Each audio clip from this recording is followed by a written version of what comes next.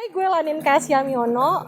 Gue adalah seorang penyandang disabilitas tunadaksa. Seperti yang kalian lihat, gue pengguna kursi roda. Waktu sekitar usia 13 tahun, gue kena penyakit namanya tuh rheumatoid arthritis atau disingkat tuh RA. Nah, si RA ini adalah bagian dari penyakit autoimun. Jadi autoimun adalah penyakit di mana sistem kekebalan tubuh kita menyerang diri kita sendiri yang seharusnya dia melindungi tubuh kita dari virus-virus lainnya. So, dari situlah gue menjadi seorang penyandang disabilitas.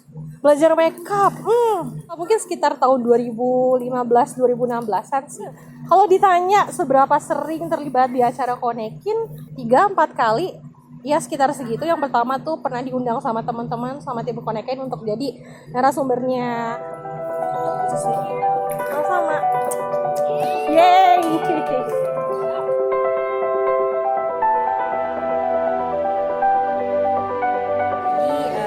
Tahun lalu, tepatnya 2018, itu aku masih bekerja sebagai tenaga ahli isu disabilitas di Kementerian PPN atau Bappenas. Nah, banyak banget bergaul dan berjejaring dengan organisasi disabilitas, komunitas disabilitas, dan sering banget orang bilang sama aku kalau, Tel, punya kontaknya organisasi disabilitas ini nggak? Oh ada gitu, konekin gue dong gitu. Di satu titik aku mikir kalau misalnya ngebantu orang satu persatu kayak gitu takes time. Lebih enak kayaknya kalau bangun sebuah startup sosial yang bisa menghubungkan antara disabilitas dengan non-disabilitas gitu. Akhirnya di November 2018 aku memulai Konekin. Sesederhana karena waktu itu ada masa dimana mikir kalau bikin startup sosial tuh harus punya uang dulu, dapat investor dulu. Kayaknya nanti aja deh gitu. Tapi ya udah saat itu mikirnya ya mulai aja dulu gitu. Kita waktu itu mulai Konekin dari Instagram, langsung tag account @konekindonesia gitu.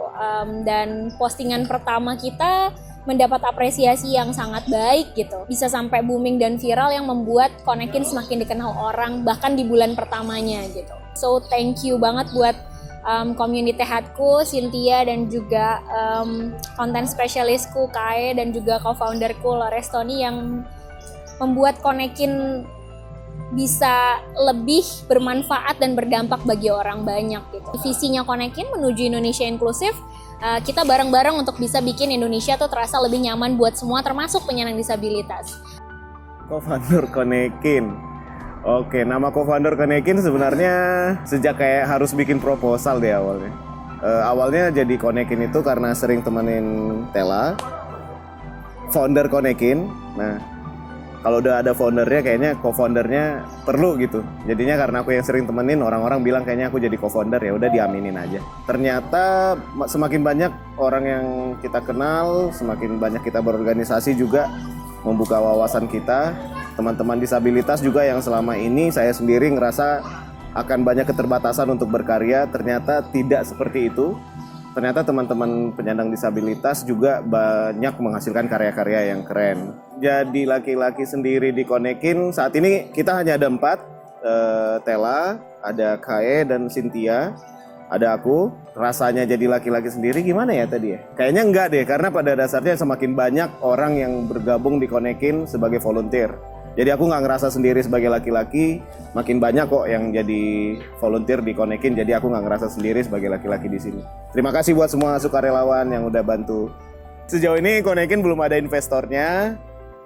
Di beberapa acara kita bisa nggak nombok karena mungkin ada biaya pendaftaran gitu. Nah tapi kedepannya semoga dengan apa yang sudah dilakukan Konekin, selama 1 tahun bisa sampai 10 kali kongko inklusif, bisa partnership hampir dengan 30 partner. Semoga ke depan ada peluang untuk bisa mendapatkan pembiayaan yang lebih baik supaya Konekin bisa mengembangkan sayap dan menjadi berkat kepada lebih banyak orang.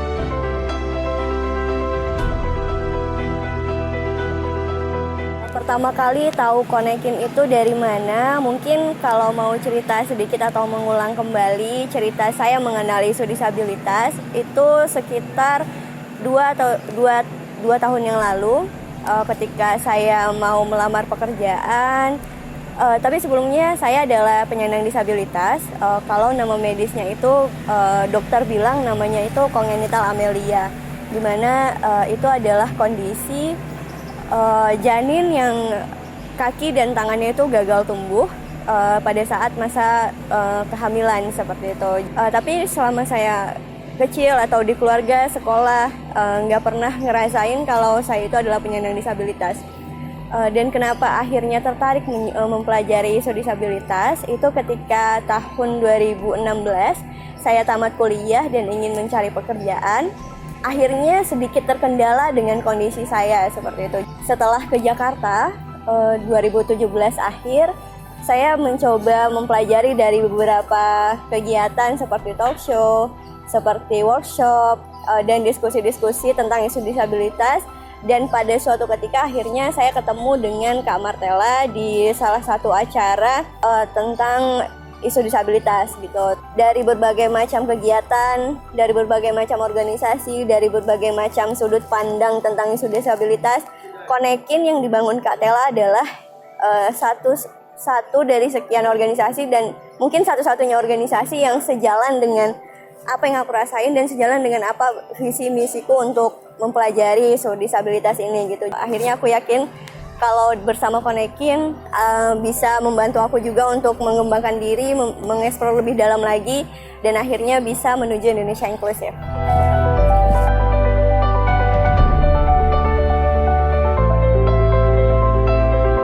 Pertama kali tahu Konekin itu awalnya dengan kenal Kak Tella terlebih dahulu. Nah, jadi sebenarnya panjang ceritanya gimana bisa kenal Kak Tella dan follow Instagramnya.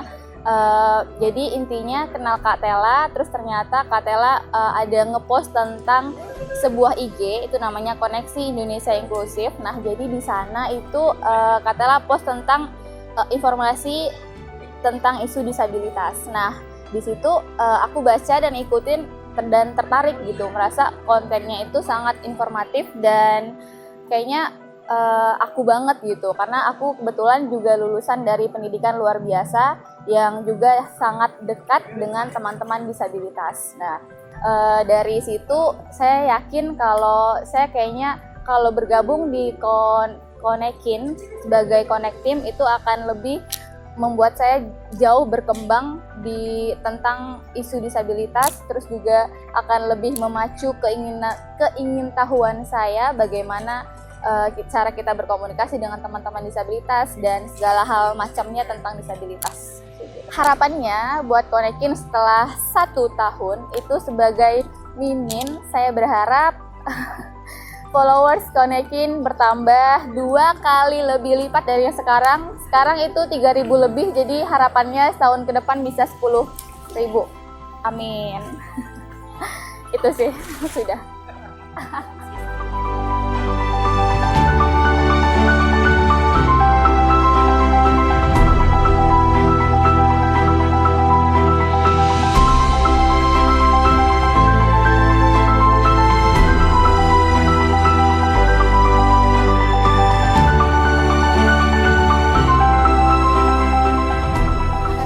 Konekin di tahun depan.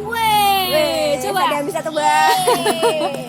Jadi kemarin kita sempat melakukan perekrutan terhadap konektor 34 provinsi. Apakah itu? Silakan Bu Community Head. Jadi kita akan punya konektor di 34 provinsi di tahun depan. Jadi konektor 34 provinsi itu adalah sebenarnya partner kolaborasinya Konekin yang ada di 34 provinsi yang bisa menjadi representatifnya Connect Team di tiap-tiap daerah. Tugasnya kurang lebih ya mirip-mirip kayak Connect Team sih gitu. Jadi menghimpun data disabilitasnya, kemudian nanti juga mengadakan kongko inklusif di daerah dan juga pastinya berjejaring dengan organisasi, komunitas, pemerintah daerah untuk membuat Indonesia menjadi lebih inklusif. Oh iya, Apa tuh? Apa tuh, Bang? kita bakal punya website. Jadi konten-konten tentang isu disabilitas, informasi-informasi terbaru, mungkin nanti akan kita lengkapi dengan database juga. Itu akan bisa diakses oleh siapapun melalui website Konekin. Tunggu tanggal tayangnya. Nah, selain website, kita juga punya satu gebrakan baru lagi. Jadi di dalam selain website, kita juga ada nanti forum namanya. Nah, itu di sana nanti forumnya akan ada subbagiannya lagi ada tentang hukum atau pendidikan, kesehatan dan lain sebagainya, mencakup tentang disabilitas. Nah, nanti di sana akan juga bisa teman-teman siapapun yang gabung di forum itu dan nanti bisa diskusi lebih banyak di forum itu gitu. Dah juga kita berkesempatan untuk bekerja sama dengan salah satu rumah sakit yang ada di Jakarta.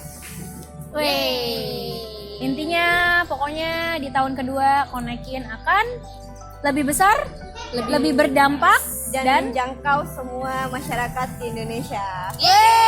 Menuju Indonesia Inklusif.